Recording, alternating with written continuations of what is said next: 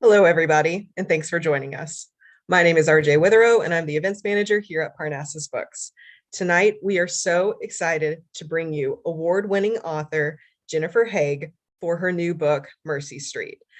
We do have signed copies of Mercy Street at Parnassus, so if you want to pick up one, the link for that will be in the comments below. If you have any questions for Jennifer tonight, feel free to leave those in either the Facebook or YouTube comments for a chance of having them answered tonight. We are extra excited because tonight Jennifer is joined by best-selling author Jess Walter. I'm so thrilled to turn it over now to Jennifer and Jess.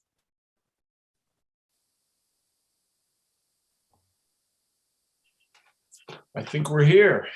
We're here. Hey, Jennifer, how are you? I'm good, Jess. How are you? Congratulations on this great book. I thought I would start because there have just been two amazing reviews of the book, one in the New York Times Daily and the other in the Sunday Book Review. And I thought they both did such a great job explaining what I love about the novel that I would turn it over to two of my favorite reviewers. So Janet Maslin in the Daily New York Times wrote a great piece in which she made the case that it's Jennifer Haigh's time in the spotlight. She talked about how you write straightforwardly about people she seems to know inside out.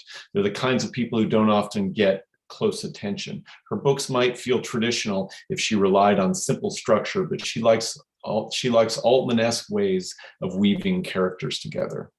She also writes, for years, Haigh has been peering deep into the heart of lost America, sketching characters whose interests are at cross purposes, but whose deep-seated deprivation binds them together. She's been a superb novelist hovering just under the radar, and her 2016 Heat and Light, torpedoed by its nominal subject and unsexy title, was a small-town epic on the order of Richard Russo's Empire Falls, which is then in the Sunday Times, who do they get to review the book but Richard Russo? He writes that he was gobsmacked by this extraordinary new novel, that it's wonderfully entertaining, boasting a large, varied cast of vividly drawn characters whose company readers will find deeply rewarding, in no small part because lurking in the shadows is the devastatingly wry humor of their creator. I thought that all those things, and I was so surprised and pleased to find that warm humor bubbling up in the novel. Can you talk a little about the origin and how you came to decide to write about these people in this women's clinic in Boston? Yeah, sure. I sort of backed into this story. My novels come about in very different ways. Often they're inspired by a landscape, by a place. I've written 3 novels about this little coal mining town in northern Appalachia, modeled on the town where I grew up in Pennsylvania. So that's the more normal way a book comes about for me. This one was a surprise because it actually grew out of my own experience. That's never happened to me before. Some years ago, I started volunteering at a women's clinic that did abortions in addition to basic gynecology and checkups and contraception and all the usual things. I started volunteering there not to write about it. That thought never crossed my mind. I started volunteering there because I believed in the work they did. And it was only over time that it became clear to me that this was a story that needed to be told. It was a really extraordinary experience to show up for my shifts volunteering at this clinic and have to walk past this gauntlet of angry protesters every single time. I mean, sometimes there was a whole bunch of people and sometimes there was one guy out there with a sign, but there was always that presence that you had to contend with when you came to the clinic. And I was just a volunteer. I wasn't going there every day. I thought about the people who were going there every day, the full-timers, the medical staff, and psychologically, it is an extraordinary experience. It becomes routine over time, but it never really becomes normal to sort of deal with that kind of blowback just for showing up for work every day. So that's the first part of the novel I actually wrote, and I'm going to read to you a little bit from that first chapter. The novel focuses on a woman who works at this clinic. She's a counselor. Her name is Claudia Birch. And a lot of the story is from her point of view. So in this first chapter, this is Claudia at work, looking out the window at the protesters. On a frigid Wednesday morning in mid-February, a crowd gathered in front of the clinic, their backs to Mercy Street. Claudia stood at a second-floor window in the staff kitchen, counting heads. 36, she said. Seen from above, the group looked organized. They stood in concentric circles like the growth rings of a tree. In the center were the professionals, archdiocesan priests in slick nylon dress slacks, a few monks from the Franciscan monastery in New Bedford, the tails of their brown robes speaking out from beneath winter coats. In the outer rings were the regular people, holding rosary beads or carrying signs. Did you count those guys in back? Asked Mary Fahey, the nurse practitioner. Behind Puffy. A few lurkers stood at the margins, staring at cell phones like bored strangers at a bus stop. Whether they were protesters or indifferent bystanders was impossible to say. No, said Claudia, I wasn't sure about them. 36, she felt, was a sizable number. In their bulky coats, they might have been carrying anything. There were 12 staff working at the clinic, except for Luis, the security guard, all female, all unarmed. Wow.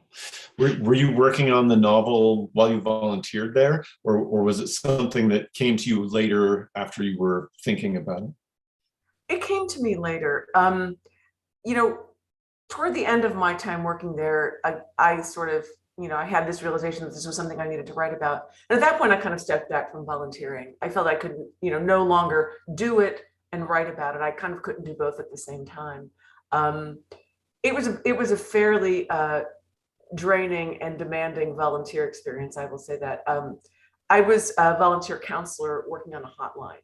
And so I was answering the phone and responding to questions from women of all ages, of all backgrounds, from all over the country, actually.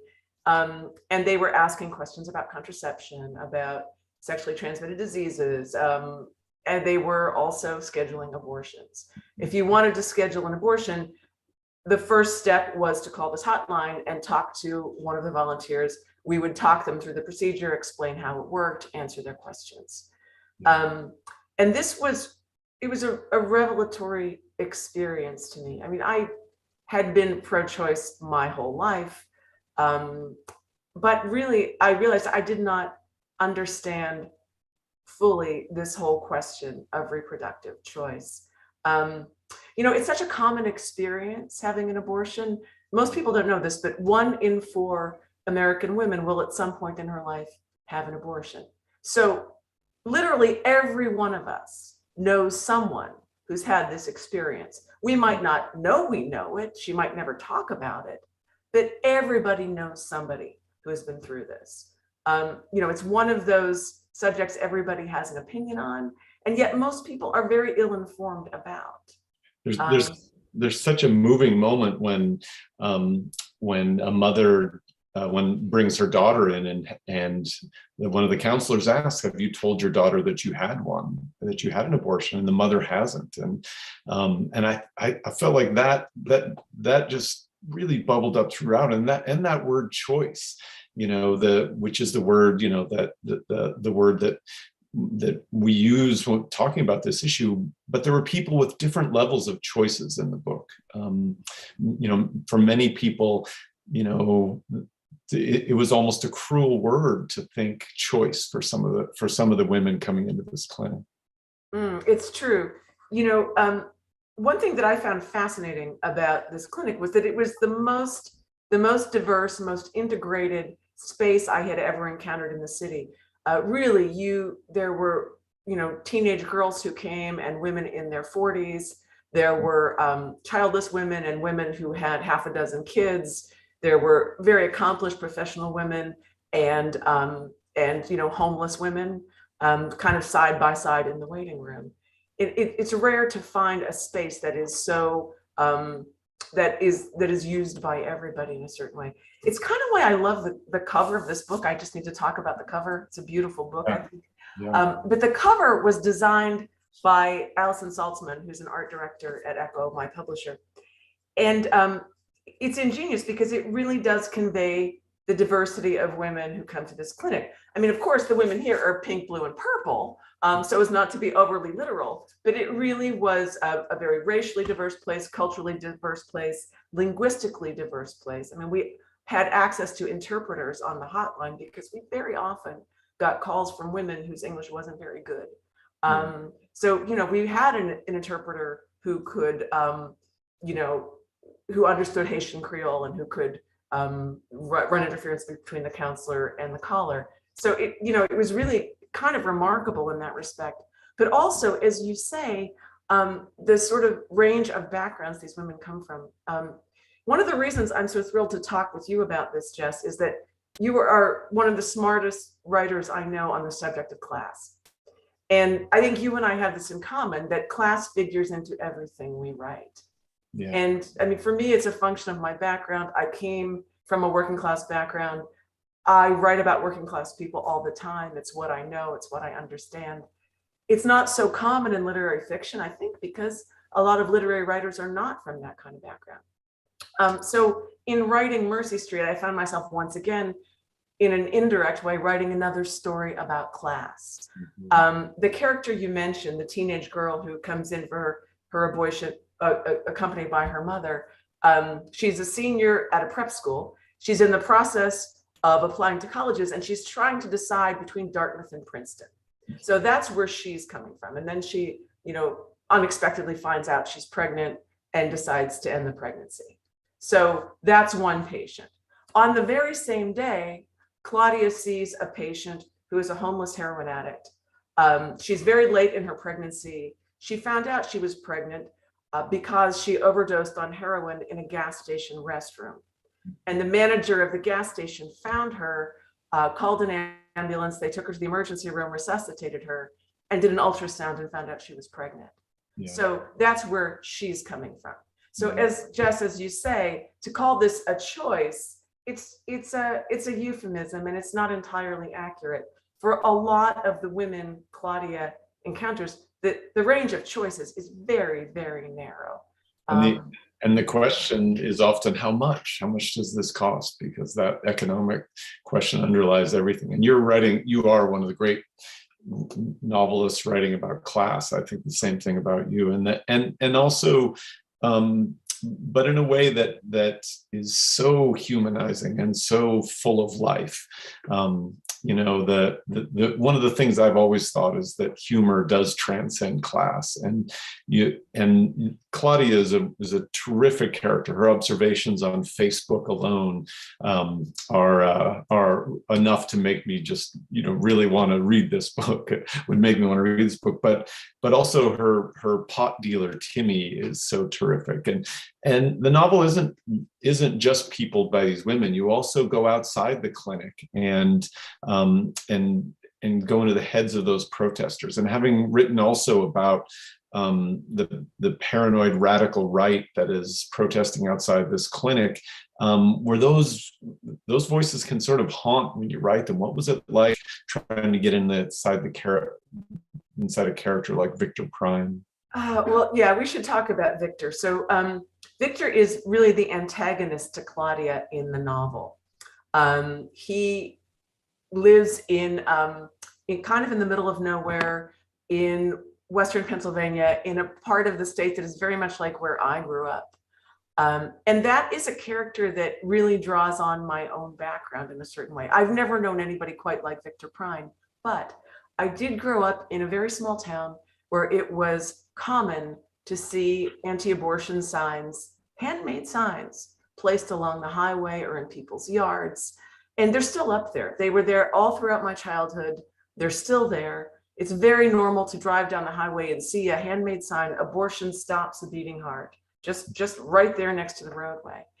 And when I was thinking about this character, the antagonist to Claudia, I thought about those signs because I've always wondered, who makes those? I mean, they're not mass produced. Somebody is investing time, buying the materials to build the signs, to paint the signs, to put them up.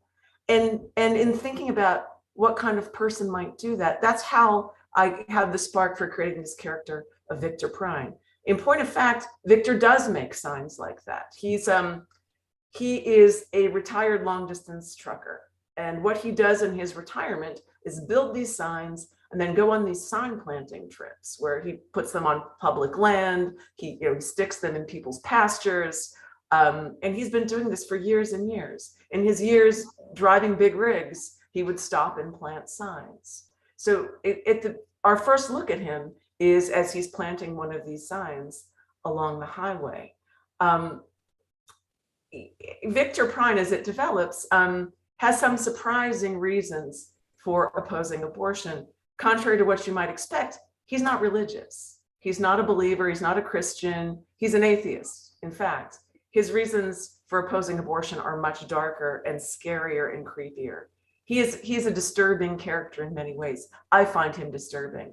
And yet I also find him, complicated and funny and surprising. And, this is something I have learned over writing 7 books. No person is just one thing. And you get into trouble as a storyteller when you write one-dimensional characters who are defined by just one quality. So Victor Prine, although he has some very troubling beliefs and some alarming qualities, he's also capable of insight and capable of the wry observation. And to my surprise, I found myself amused even by him. Yeah. I found all these characters hilarious at different times. And it sounds like a very dark book. When I hear myself talk about it, it sounds like a dark subject. It's not a dark book. No, and in fact, I think it's funny because we can assume maybe that if we humanize someone, they will be less chilling. But the opposite occurs with a character like Victor Prine. He refers to women as females.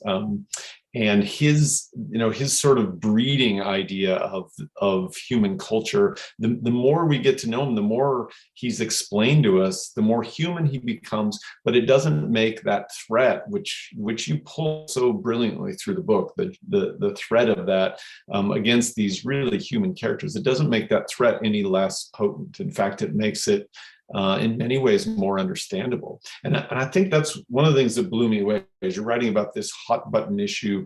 And the last thing we want to do, the last thing we want to do is throw another tweet on the fire, but you go so deep into this world, inside certainly, but also outside that, I think anyone comes away understanding sort of even a view you wouldn't agree with. I think people come away understanding.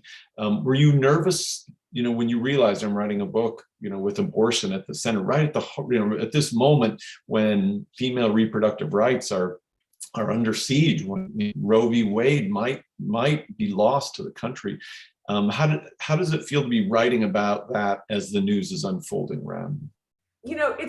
It takes so long to write a novel that if you happen to write something this timely, it is a complete accident. Like, you could not plan this. There's no way.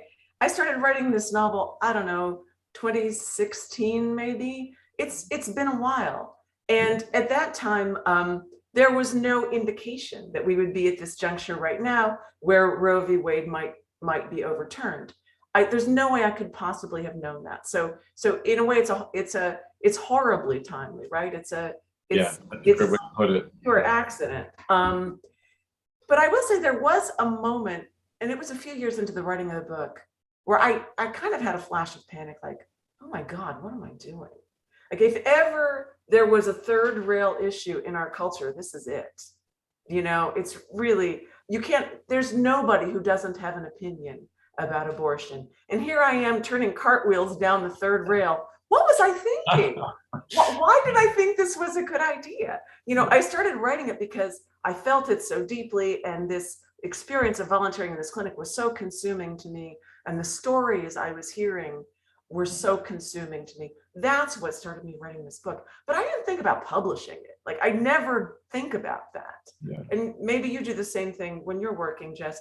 I need horse blinders. Like, Yeah. I can't think about, what is my editor going to think about this, or my agent, or Janet Maslin at the New York Times, or God forbid, my mother. Like, I can't allow myself to have those thoughts, or I would never write another word. Yeah. I have to, I have to pretend to myself, no one's ever going to see this. This is, I'm going to burn this when I'm done writing it. And then at a certain point you realize, oh no, I'm not going to burn this. I'm going to publish this, and I'm going to have to deal with whatever the reactions are. And I think it's the novelist's lament. What was I thinking? But but brilliantly, I mean, I think, it's unexpected in so many ways. But then it also takes us inside a place we think we know, but we don't really know. I've been a long supporter of the Planned Parenthood clinic near here, and have a pink Planned Parenthood hard hat from a big fundraiser we did. And I realized I didn't know what the work was like. And I think that's the great thing that Claudia brings us. This is in some ways a workplace novel too, in a job that burns you out, that has this constant of protests outside. Was there something especially surprising you learned in your time volunteering at the clinic? Oh yeah, well, when I was working on the hotline, it was interesting to interact with the women who were scheduling these appointments for abortions. Many of them were very matter of fact, that they had worked through this. They just wanted to, get this scheduled, have the procedure, and get on with their lives. And that was probably most of the callers. But there was a subset of women who really who needed to talk about the decision they had made, and their reasons for coming to this decision. And in listening to the range of reasons that women cited, I realized I didn't know anything. We all have these preconceptions about who has an abortion. We generally think it's a teenage girl who is unmarried, who's maybe still in school. So that's the image we have in mind. In fact, most of these women were already mothers. Most of them were not quite that young. I would say the average age is maybe in their 20s, not teens. And the range of reasons women gave was so varied. I never could have imagined some of these scenarios. There were plenty of women who all had children and simply were at their limit, who could not imagine taking care of another child emotionally or materially. There were women who had a child with a disability and were already maxed out as caretakers. There were women who were also taking care of elderly parents or sick family members and could not do any more caretaking. And then there were women who, there was one woman I talked to who had gotten into West Point. And she was an extraordinary young woman. No one in her family had ever gone past high school. And here she was, she got into West Point. She was extraordinary. Yeah. And she was like, you know what, I'm not gonna miss that. I can't give that up. I can't be a mother yet. It's not the right time. So, there were many, many surprising stories.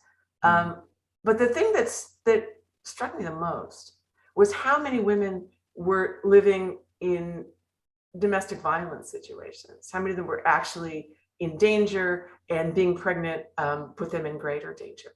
So there was one woman who called on the hotline. And I was so struck by this that this is actually in the book, almost verbatim, this memory. This woman called on the hotline and she said she needed to schedule an abortion because if her ex found out she was pregnant, he would come to her house and shoot her kids. Wow. Now, in thinking of the reasons somebody might choose abortion, that one would not ever have occurred to me. And honestly, I have no way of fact checking any of this, of course. I mean, I'm just a volunteer on the hotline. She's a total stranger. I know nothing about her life. Maybe she's paranoid, maybe she's crazy, but you know what? I'm inclined to believe her. I think this is the great lesson for me of working on the hotline, is you have to trust women's assessment of what is right for them, what they can handle, what they need to do. none of us can possibly know the very particular circumstances in a woman's life that lead her to choose an abortion. Nobody can. And it is to me, to my mind, it's just the height of arrogance to make laws that prevent women from making these decisions for themselves when in fact none of us know the first thing about what these women's lives are.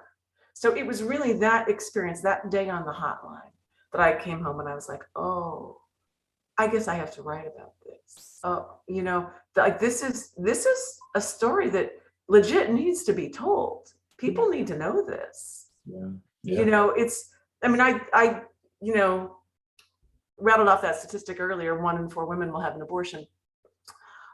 Given how common it is striking that how little most of us know about this. And it's, I mean, the reasons are obvious. No one can talk honestly about it. It is such a charged subject. People have such impassioned and sometimes crazy views about it that it's not surprising that most women who had an abortion will never tell anybody. Mm-hmm. Right. Many women will carry that as a secret their whole lives. Yeah. And so this was kind of my way of breaking that silence. You know, a lot of women who have abortions can't talk about it for obvious reasons, but I can in my book, you know, and I think these are stories that all of us need to understand. Yeah. I want to make sure that people ask questions. We'll get to them in just a second in the chat. This is a writer geeky question, but I loved the sort of light-handed omniscience with which you drop us into the novel. I'm just going to read this paragraph because I love it. It's hard to know ever where a story begins. We touch down in a world fully inhabited by others, a drama already in progress. By the time we make our entrance, incontinent and screaming like dirty bombs detonating, the climax is a distant memory. Our arrival is not the beginning, it is a consequence. And from that lovely beginning, you really do create this world, this teeming world of people, and the people come in and their lives move through, and it just all feels so organic. And then you come back to that toward the end. I also noticed that you venture to Bakerton even. Do you imagine, your novels to me fit so nicely in the sort of William Kennedy universe. Do you imagine your worlds fitting together like that, as if it's almost part of one long project, or do you feel like you start anew each time? I guess the answer is yes to both of those. It does feel brand new every time. But, you know, like everybody, I only know so much. And so I write about the worlds I know well. It's to me not an accident that Victor Prine is from Bakerton, this town in Pennsylvania that I keep writing about because I grew up in a place like it. I understand that place so well that I can connect those dots. I can understand how the experience of growing up in that town and living what that town has been through in his lifetime has led Victor Prine to become the person he is. So it feels natural to me that I sort of connect the dots between places in the world that I understand well. I do find over the years that I seem to toggle back and forth between writing a novel set in rural Pennsylvania, where I grew up, and writing a novel set in Boston, where I live now. And both of those worlds are endlessly interesting to me. I'm always relieved to leave one and go to the other in a way. You know, after I've been writing a Pennsylvania novel for years, I'm happy to come back to Boston, and vice versa, you know. So that tends to keep happening in my writing life. Yeah. I feel like I do the same thing, although I write a Spokane novel and then I go to Italy or someplace like that. So I was just in the Virgin Islands and thinking, I wonder if I could write a novel here just so I can go back, you know. But so is the next novel Pennsylvania set, do you think, or have you started working on the next one? I don't think it is. I don't think it is. I have been writing short stories recently, which are sort of my first love. I wrote short stories before I ever tried a novel, and I go back to them periodically. I've written one collection, and then a bunch of other stories that have kind of appeared piecemeal here and there. And over the last few months, I found myself moved to write stories again, which is really enjoyable. I'm having a great time doing it. Yeah. So it's not clear to me whether the next book will be a book of stories, because I have a bunch of those, or another novel. And I also have I have something started that I think might be another novel. Hard to tell. But Yeah. it's not a Pennsylvania story, and that's as much as Ah. I can say about it. And what about the people, the characters themselves?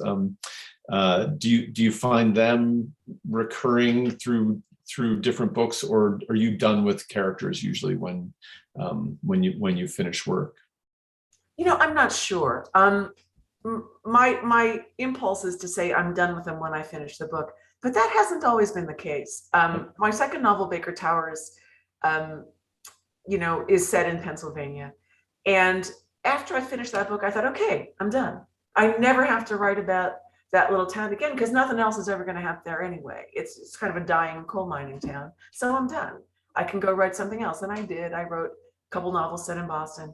But I found that I was sort of haunted by the characters in Baker Towers.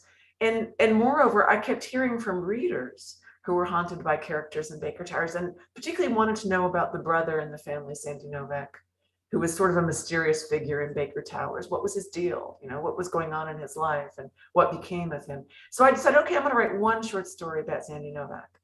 And that led me to write another short story about Sandy Novak. And before I knew it, I had a collection of 10 stories set in Bakerton. So it certainly has happened to me. There is precedent, and I wouldn't rule it out. It could certainly happen again. Because I think readers are going to be wondering the same thing about Claudia and Tim. Because I was at the end, I thought I hope they find their way into some future short stories, because they were such a joy to be with, both of them, and it'd be fascinating to see what else happens to them. So, well, it would be fascinating for me too, because I won't know until I write it, and right. I do wonder about that also. Timmy, we should talk about a little bit. He's really important to the novel. Timmy is Claudia's weed dealer. Yes. He functions as sort of a first responder in her life. I mean, she's this woman who works in this pressure cooker environment, incredibly stressful, emotionally draining job. And her way of getting through her life is self-medicating by smoking weed. So she's been buying weed from this guy, Timmy, for a few years, and they have this unlikely sort of friendship. They know almost nothing about each other. They don't know each other's last name, for instance. But, every, 5 or 6 weeks, she runs out of weed and she texts Timmy and goes to his house, and she buys some weed, and they watch TV together and have these long rambling conversations and watch car shows. And it's, some of my favorite scenes in the novel are Claudia and Timmy watching television. And it's a strange kind of intimacy they have, because it's completely cut off from the rest of their lives. They really know almost nothing about each other, but they're in many ways. He's such a great connective character too, because he ends up connecting other characters in really interesting ways. But it so allows the novel to breathe, and you're just so happy for Claudia when she just gets to watch TV or go for a ride in his 72 Barracuda. Those moments are really, really strong and really bring both characters to life. It's really, really terrific. Yeah, well, I'm going to get to these questions. Make sure you buy those signed copies of Parnassus Books, one of the great bookstores in America. Deirdre asks, I hate this question, so I'm going to ask you, because it always puts writers on the spot. Who is your favorite author? Present company excluded. Oh, of course. Well, okay. All right, if you insist. I can't pick one, so I'll pick two. How about that? Sure. And I think of them as kind of companion writers. I would have to choose Faulkner and Toni Morrison. Oh, yeah. I think they are best read side by side. Wow. And in a certain way, most people don't know this, but Toni Morrison did her PhD thesis on Faulkner.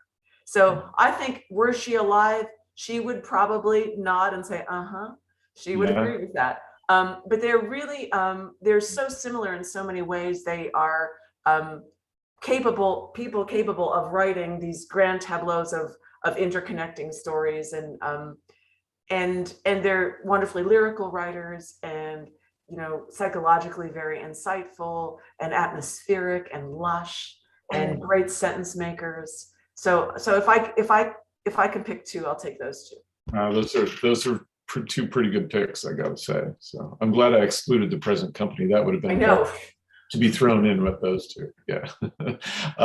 Another question about your process of writing. And I don't know if they mean daily process or sort of the larger scale of putting a novel together, but maybe you could talk a little bit about both. Yeah. I write very boringly. That is to say, I approach writing the way you'd approach working at Home Depot. That so much of it is just showing up. You know, when I was starting out as a writer, I really believed I needed to be inspired to write. You know, I had very romantic ideas about writing. Like, well, if I'm not inspired, there's no point, and I might as well just go to the beach.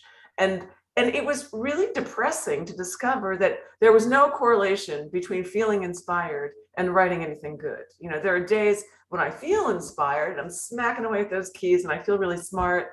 And I look at it the next day and it's all crap and I throw it away.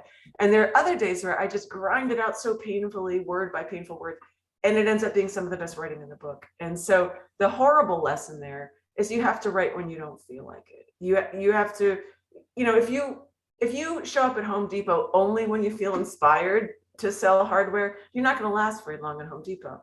And writing is the same way. You have to show up. You do it whether you feel like it or not. I work every day as soon as I roll out of bed first thing in the morning. I'm an early morning writer. I write as long as I can stand it, which is some days not very long at all. In the first draft of a novel, I work quite a short day because I don't know too much.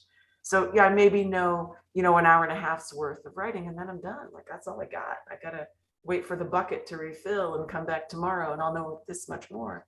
But then later, when I'm rewriting, which is the only part I actually really enjoy, I could do that for hours on end. I can do a long, long day.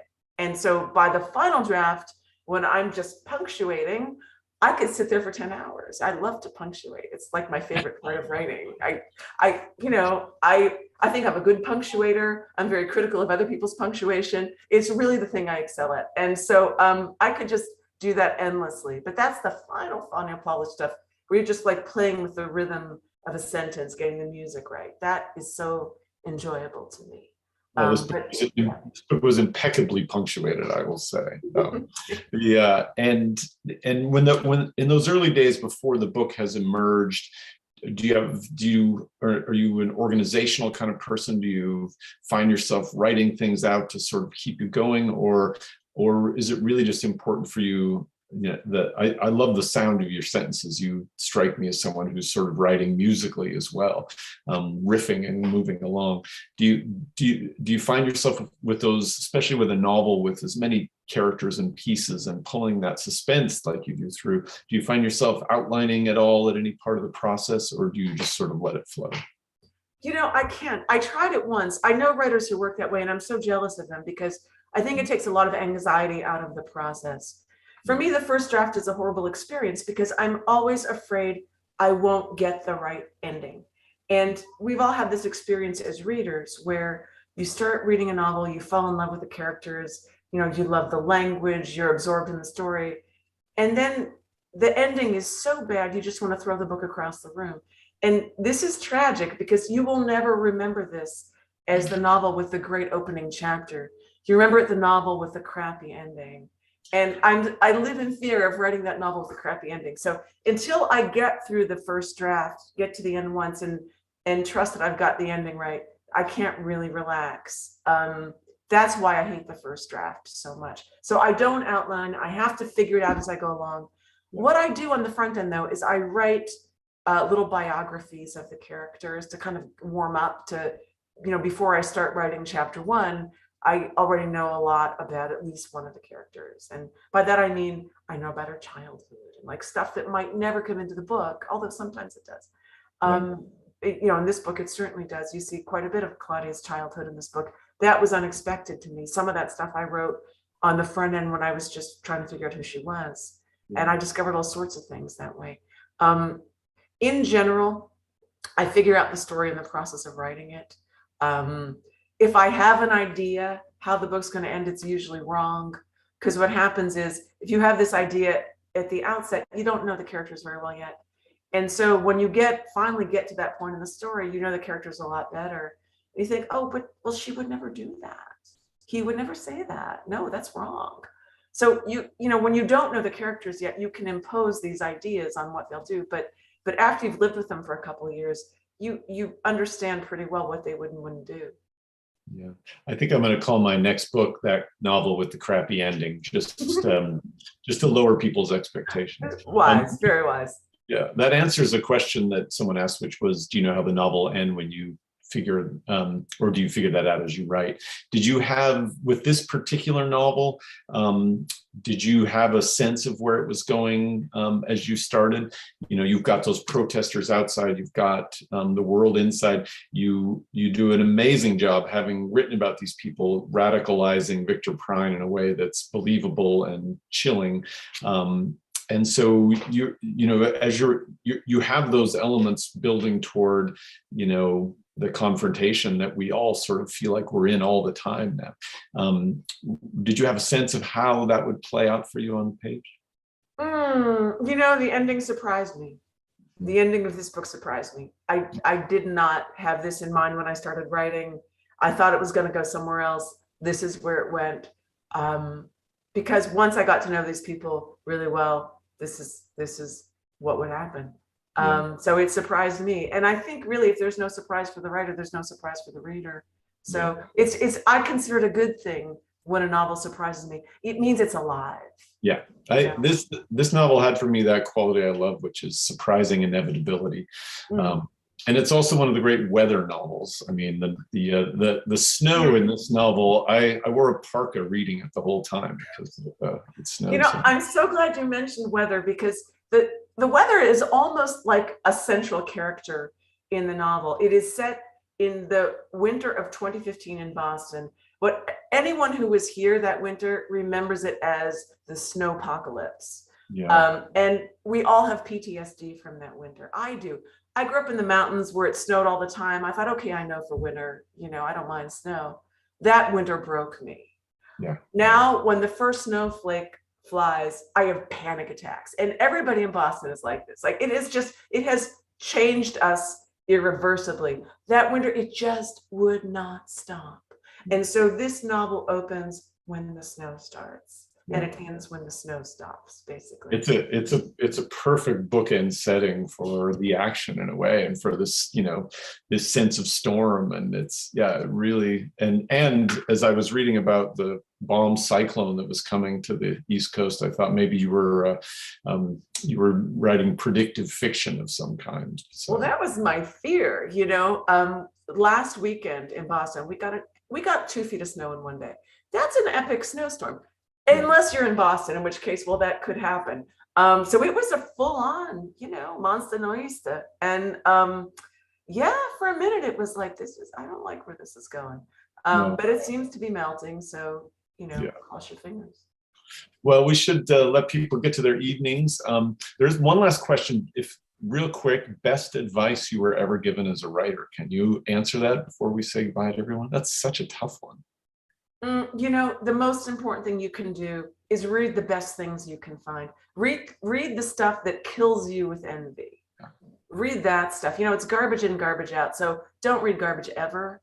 Don't. Like, I don't have guilty pleasures as a writer. I can't, if I read bad sentences, it's like somebody coughs next to you on a crowded airplane. Like, you can't expose yourself to that. No, I think going to writing is the best place, or reading is the best place. That my best college professor, when I turned in my 3rd straight paper that was like imagery in the first act of the Duchess of Malfi, I just would always read these papers about the beginnings of things. And he finally pulled me aside and said, you keep saying you want to be a writer, you might want to become a reader first. So I think becoming a great reader is the first step to become a great writer. And to do that, you have to read great things. And this would be a great place to start. I hope you'll all get Mercy Street, read it, and tell your friends. And thank you for coming. Thank you, Jennifer. That was terrific. Congratulations. Good night.